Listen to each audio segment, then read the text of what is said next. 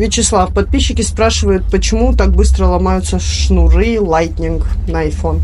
Ну, давай я тебе покажу. Вот, берем шнур Lightning. Берем iPhone. Вот, iPhone 10. Берем его. Вставляем. Ну и вот, пользуется, и телефон падает.